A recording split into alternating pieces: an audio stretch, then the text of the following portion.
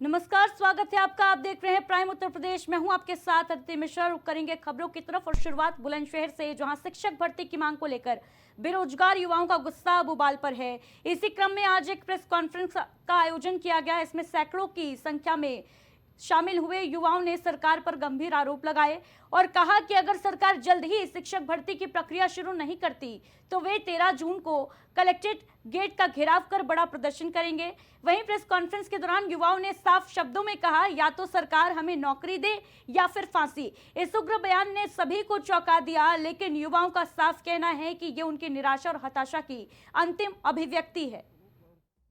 आज हमारा जो प्रेस कॉन्फ्रेंस करने का उद्देश्य है वो यही है कि पिछले 7 सालों से शिक्षक की कोई भर्ती नहीं आई है। युवा परेशान हैं, पिछले 7 साल से लगातार मेहनत कर रहे हैं सिर्फ इसी उम्मीद के साथ कि उन्हें रोजगार मिलेगा। लेकिन ये सरकार, भाजपा की जो सरकार है, ये पूरी तरह से रोजगार देने में किसी भी फील्ड में पूरी तरह से असफल रही है। और 13 तारीख को जो आने वाली 13 जून है, इसमें हमारा एक छात्रों का आंदोलन कालाअंब बुलंदशहर में होने जा रहा है।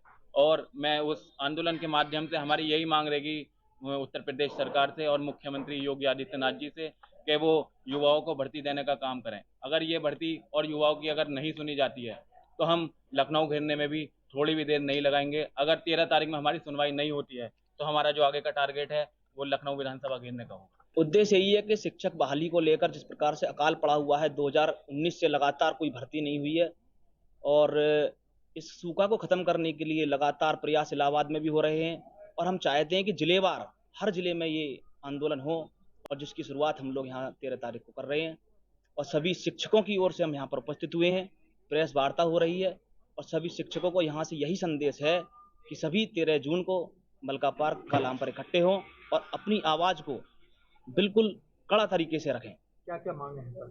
मांगे यही है कि जिस प्रकार से शिक्षक पात्रता परीक्षा 2021 में हुई थी वो भी नहीं हुई 2021 से, और जल्द से जल्द शिक्षक बहाली लाई जाए और जो सूखा है उसको खत्म किया जाए। अपनी सरकार जो मनमानी कर रही है उसको जल्दी से जल्दी सरकार छात्रों की, अभ्यर्थियों की मांगों को माने। कि पिछले 7 सालों से टीचर भर्ती नहीं आई है, तो उसी के लिए 13 तारीख को सुबह 10 बजे मलका पार्क पे एक आंदोलन रखा गया है। सरकार इतनी निकम्मी और बेकारा हो चुकी है कि 7 साल से उन्होंने इन बेरोजगार युवाओं का ध्यान नहीं है। अगर तुम्हें रोजगार नहीं देना है तो इन बीएड बीटीसी कोर्स को बंद क्यों नहीं कर देते हैं? लोग अपनी जमीन घर बार बेच के पैसे जमा करके फीस दे रहे हैं और उन्हें कोई भर्ती नहीं दे रहे हो। बच्चा जिंदगी में ओवर एज हो जा रहा है, उसे एक भर्ती देखने तक का मौका नहीं है। टीचर भर्ती के साथ साथ बाकी सभी भर्तियों में भी ऐसा ही हो रहा है। टीचर वैकेंसी की कई बार ट्विटर पे उन्होंने नोटिफिकेशन डाला है कि जल्दी से जल्दी भर्ती आएगी, परंतु किस दबाव में वो बार बार काट दिया जा रहा है। और इलाहाबाद में भी 12 दिन से धरना चालू है। सरकार उन छात्रों से सरकार बात करने तक को तैयार नहीं है। क्या वो उत्तर प्रदेश के नागरिक नहीं है? 2022 में जो टेट की परीक्षा होती है ये हुई थी, ये भी लीक हो गई, फिर दोबारा कराई गई। उसके बाद आज तक ना तो टेट की परीक्षा हुई है, ना शिक्षक भर्ती तो दूर की बात है। हमारे शिक्षा मंत्री जी जो विधानसभा में हिंदी देखकर सही नहीं पढ़ पाते, उनका कहना है कि यूपी में छात्र और शिक्षकों का अनुपात बराबर है।